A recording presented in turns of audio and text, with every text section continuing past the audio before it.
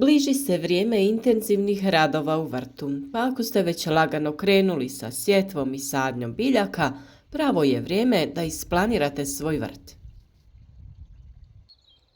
Mnogo je razloga zašto je to važno. Sve uradite kako treba, pripremite zemlju, pravilno posadite biljke, ali rezultati nisu kako treba. Ne bi vjerovali koliku štetu možete napraviti za krajnji rezultat samo time što ćete posaditi krive biljke jedne kraj drugih. Pravilnim planiranjem osigurati ćete potpunu iskorištenost vašeg vrta i biljke će biti zdravije, jače te samim tim dati ljepše plodove. Ukoliko želite da sve poslove odradite na vrijeme, zapratite naš kanal, jer vam pravovremeno donosimo sve važne savjete.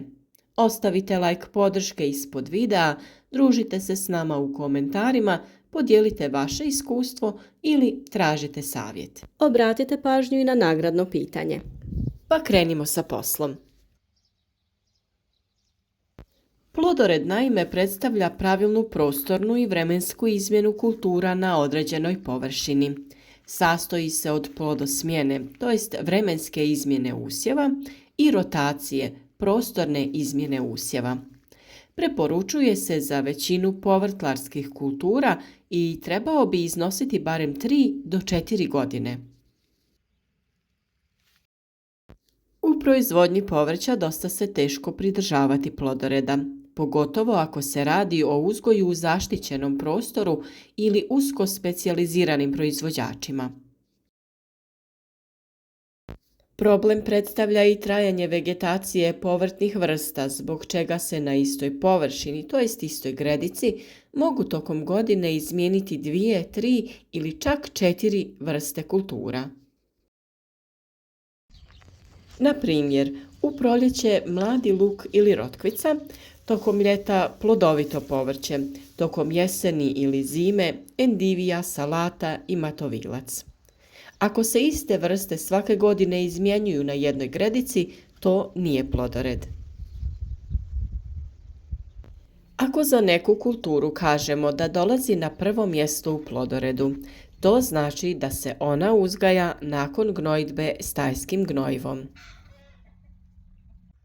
Više je razloga uvođenja plodoreda. To su međusobna tolerantnost usjeva, zaštita od bolesti i štetnika koji napadaju iste ili srodne vrste, zaštita od korova, održavanje razine humusa i povoljne strukture tla, različito trošenje vode i korištenje hranjiva kod različitih usjeva, različitih dubina, ukorjenjavanja i dubine obrade. Nepoštivanje plodoreda uzrokuje narušavanje kvalitete i umornosti tla. Uglavnom dolazi do akumulacije uzročnika biljnih bolesti i štetnika, do iscrpljivanja istovrsnih hranjiva iz tla, degradacije strukture i hemijske reakcije tla. Pa koji su to najbolji predusjevi za one najvažnije povrtlarske kulture? Za paradajz to bi bile mahunarke i korijenasto povrće. Za papriku to bi bile višegodišnje trave i leguminoze, korijenasto povrće. Za kupusnjače to bi bio krompir, paradajz, paprika, višegodišnje trave i leguminoze, mahunarke i korijenasto povrće. Za grašak i mahune tu je paradajz, paprika, krompir, pšenica i ječam. Za korijenasto povrće dobri predusjevi su paradajz, paprika, krastavac i mahune. Za krastavac i lubenicu tu su paprika, paradajz, krompir i višegodišnje i jednogodišnje trave i leguminoze. Za luk najbolji predusjevi su paprika, krastavac, lubenica i pšenica. Najlakše je isplanirati četverogodišnji četveropodni plodored za 4 gredice. Najbolje je isplanirati kulture, razvrstati u skupine i rasporediti ih. Na ovoj tabeli vidite primjer kako to treba izgledati. Na listi A imamo biljke lista i cvijeta. Tu ubrajamo kupusnjače poput kupusa, kelja, brokule, cvjetače, korabe, rotkvice, raštiku, kineski kupus. I tu su glavočike poput salate, endivije, radiča i artičoke. U B skupinu ubrajamo biljke korijena. To su štitarke poput mrkve, celera, peršina, pastrnjaka, kopra, komorača. Te ubrajamo luk poput crvenog i bijelog luka, poriluka, luka vlasca i kozjaka. Te lobodnjače poput cikle, blitve, špinata i lobode. Na listi C se nalaze biljke ploda. To su pomoćnice, paradajz, paprika, patlidžan i krompir, te tikvenjače, krastavac, dinja, lubenica, tikvica i buča. Na listu D smo smjestili mahunarke, to su grah, grašak, bob, leća, slanutak i soja. Šta sad to znači? To, na primjer, znači da ako je tokom proljeća ove godine na prvoj gredici uzgajan grašak i nakon njega ljeti posađen kupus, naredne godine se preporučuje na njoj posijati mrkvu ili ciklu, posaditi luk. Osim poznavanja plodoreda, odnosno slijeda kultura, bitno je znati i koje se kulture mogu uzgajati jedna uz drugu na istoj gredici. Tokom dugogodišnjeg uzgoja u vrtu može se primijetiti da u nekim kombinacijama biljke bujno rastu, dok u nekima ne. To se događa jer pojedine vrste luče više ili manje fitoncida.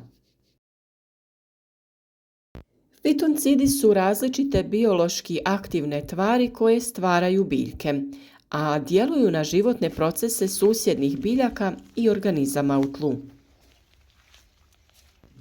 Uglavnom se ne kombiniraju vrste iz iste porodice. Biljke iz iste porodice trebaju ista hranjiva i uglavnom ih napadaju isti štetnici i bolesti. Stoga su izvrsne kombinacije vrsta na jednoj gredici one koje imaju različite potrebe za hranjivima, pa najbolje mogu iskoristiti resurse iz tla bez potrebe za dodatnom gnojidbom. Te biljke trebaju da imaju različito duboko korijenje i vanjski rast, pa svaka na drugi način rahli zemlju i zauzima prostor, na primjer luk i salata ili luk i mrkva. Tako raspoređene biljke jedna drugoj svojim mirisom tjeraju štetnike ili jedna drugu štite od bolesti. Upravo temeljem iskustva u vrtu nastale su tablice dobrih i loših susjeda, odnosno upute kako je najbolje kombinirati biljke na gredici. Uz kombinaciju dvije ili više povrtnih vrsta, česta je i kombinacija sa začinskim i ljekovitim biljem. One svojim mirisom odbijaju štetnike, odnosno cvijetom privlače oprašivače. Mi smo se potrudili da za vas napravimo tabelu i grafički prikaz kako bi otprilike vrt trebao izgledati ako se poštuje plodored i dobrosusjedski odnosi između biljaka. Možete sebi uslikati zaslon mobitela i spremiti sliku kako bi uvijek imali podsjetnik. A uvijek možete i zaustaviti video i prepisati ukoliko ste ljubitelj zapisivanja i praćenja stanja u vrtu. To je i meni uvijek najdraža opcija, sve zapisujem. Ispod videa također imate u opisu znak transkript, tu jednim klikom imate pristup na prijepis cijelog teksta u videu na željenom jeziku. Ulažemo veliki trud u prevođenje i pisanje teksta kako bi svima bile dostupne ove informacije i kako bi oni koji vole čitati mogli detaljno proučiti ono što ih zanima. Uskoro ćemo za vas pripremiti još sličnih tema, ali posebno vezanim za pojedine biljke, kojim smeta, kojim godi i slično. Naravno, kako dolazi vrijeme za druge teme, biti će govora o zaštiti, zalijevanju, prirodnim preparatima za prihranu i sve što će vas, vjerujem, zanimati. A današnje pitanje glasi: kroz koliko godina se najbolje organizira plodored na 4 gredice te rotacija usjeva na njima? Odgovor pišite u komentaru, a podijelite i vaše iskustvo i recite da li se pridržavate plodoreda u vašem vrtu. Uskoro ćemo najvjernije pratitelje ponovno obradovati poklonima. Družite se s nama, pišite vaša iskustva, podijelite vaše uspjehe i neuspjehe, naravno. Zajedno olakšajmo uzgoj biljaka jedni drugima, jer u vrtlarstvu je iskustvo broj 1. Doslovno se na greškama uči, što je i razlog zašto mi svoje iskustvo dijelimo sa vama.